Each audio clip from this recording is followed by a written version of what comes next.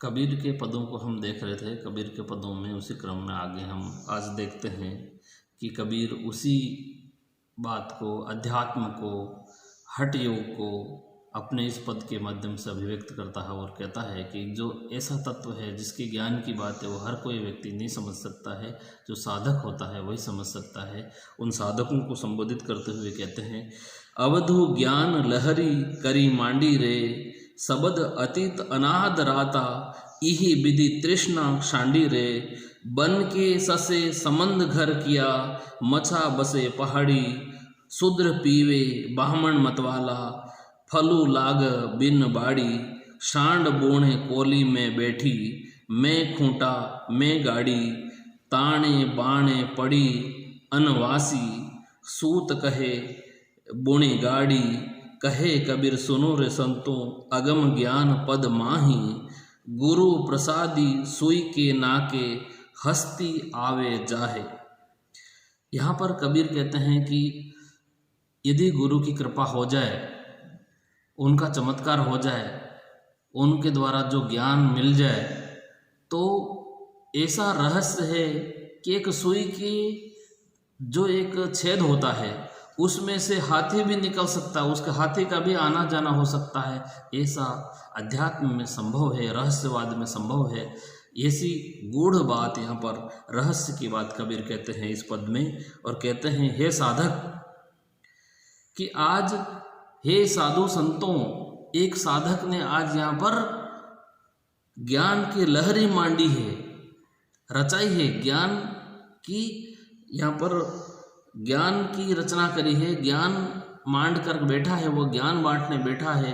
आओ और सब सुनो, अवधु ज्ञान लहरी करी मांडी रे, सबद अतीत अनाहद राता।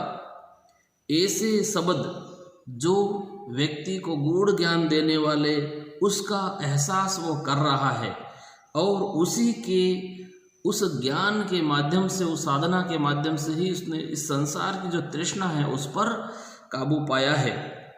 बन के, और यहाँ पर क्या क्या घटनाएं हो रही वो यहाँ पर बता रहे हैं। उसकी साधना के प्रतिफल में जो घटनाएं हो रही हैं कि वन के ससे समंद घर किया, वन के अंदर रहने वाले खरगोश ने तो समुद्र के अंदर अपना घर बसा लिया है, और किया मछा बसे पहाड़ी, और जो पानी में बसने वाली मछली है उसने अपना बसेरा पहाड़ी पर बसाया है।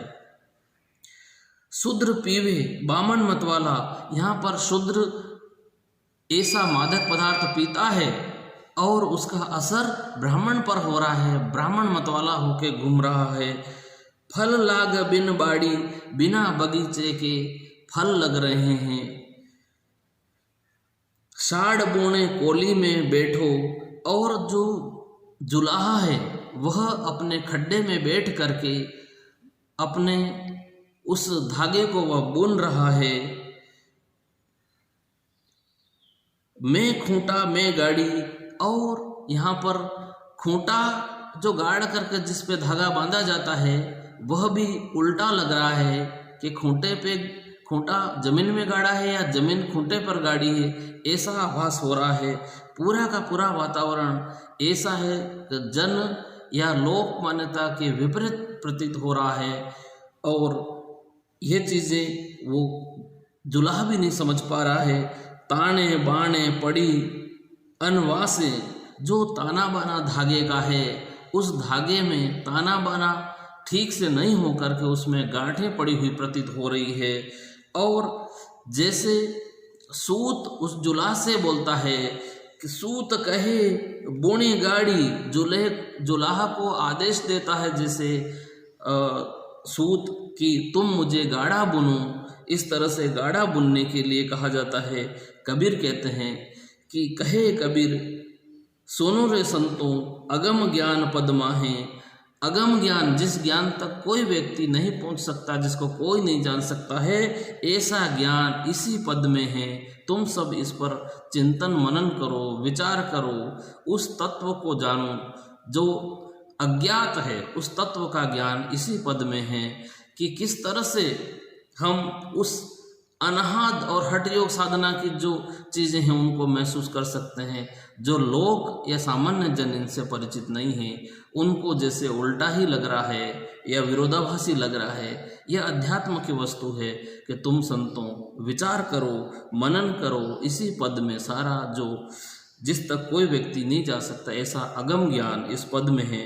और कबीर कहते हैं कि इस पद में जो ज्ञान दिया है उस ज्ञान को यदि कोई साधु संत प्राप्त कर लेगा तो जैसे वह इस तरह का प्रसाद होगा, गुरु प्रसाद सुई के नाके में से, उस नोक में से हाथी भी आ और जा सकता है, ऐसा प्रभाव यहाँ पर है।